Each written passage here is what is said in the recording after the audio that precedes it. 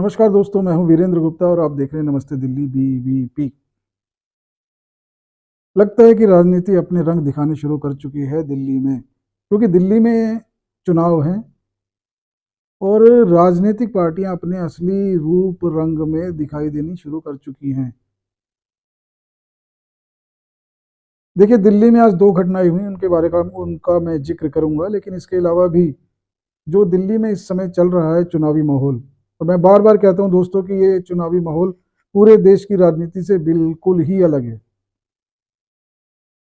क्योंकि जो भी चल रहा है, जो भी नैरेटिव बनाए जा रहे हैं, वो जो जनता के मुद्दे हैं वो उसमें शामिल ही नहीं है।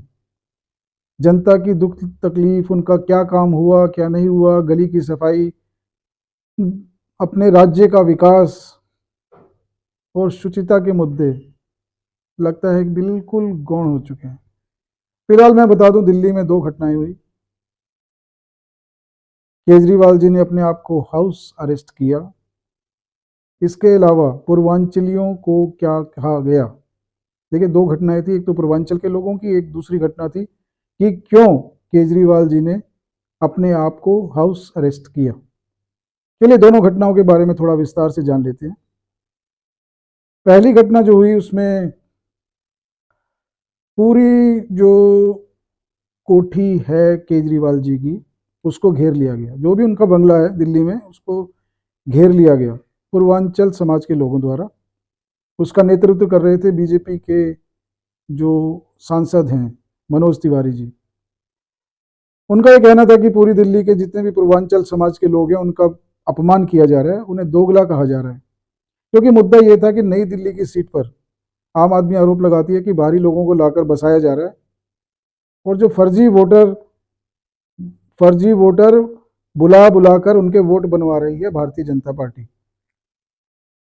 अब नाम हालांकि उन्होंने नहीं लिया, लेकिन मनोज तिवारी जी ने इसे पूर्वांचल समाज के लोगों का अपमान बता दिया, और एक बहुत बड़ी संख्या में जो पूर्वांचल सम्मान के लिए बहुत बड़ी संख्या में लोग इकट्ठा हो गए। अब कहा भी ये जा रहा है कि केजरीवाल जी तो देखिए घर से निकल नहीं पाए और वो घर में ही बंद होकर रह गए, तो उसे ये कहा जा रहा है कि केजरीवाल जी को हाउस अरेस्ट कर लिया गया।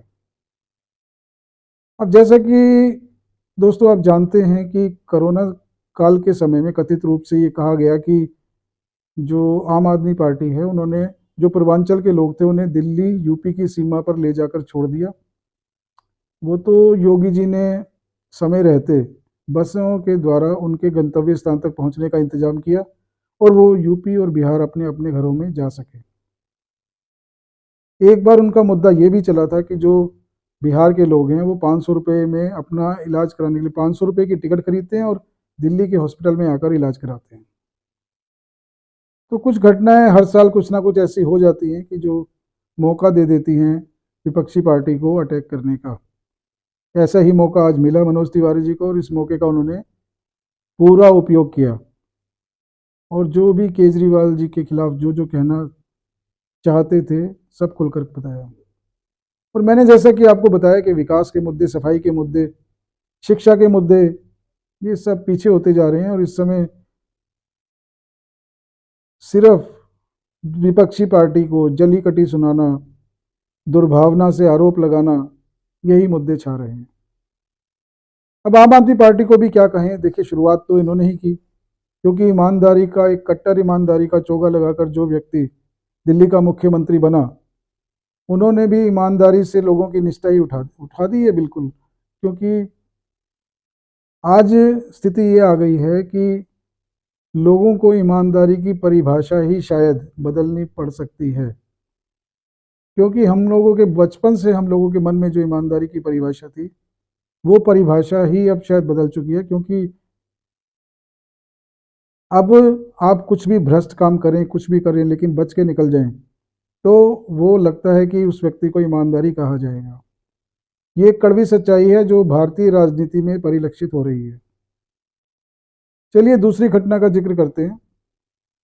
एक तो पूर्वांचल के लोग आ गए, और दूसरी घटना में जो संजय सिंह हैं, आम आदमी पार्टी के वरिष्ठ सांसद,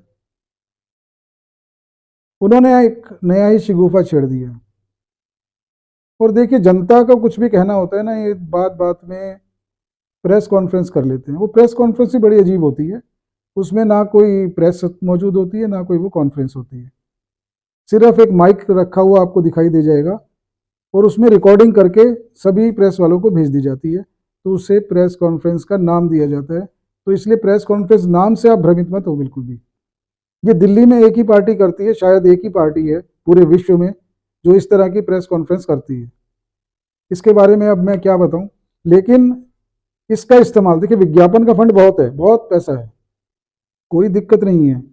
ये ऐसी ऐसी और भी विज्ञापन एजेंसियां हायर की जा सकती हैं और उन्हें कुछ भी बताया जा सकता है।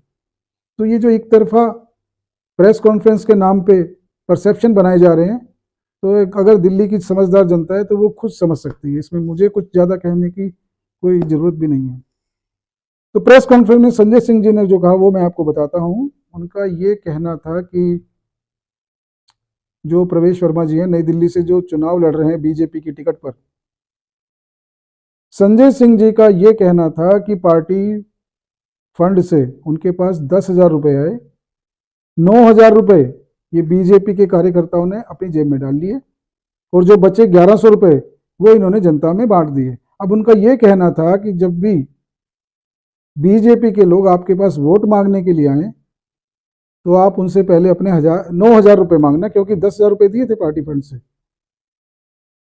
शायद वो यहाँ एक चूक कर गए, क्योंकि जो केजरीवाल जी और जो उनके आम आदमी पार्टी के लोग वायदा कर रहे हैं कि 1,000 रुपए देंगे, हम 2,100 रुपए देंगे, हालांकि दिए नहीं, उसके लिए वो कह रहे हैं, लेकिन वो ये भी मान रहे हैं कि सरकारी फंड से देंगे। लेकिन उन्होंने खुद ये स्वीकार कर लिया कि पार्टी फंड से जो पैसे आए थे उसमें से 1,100 रुपए है।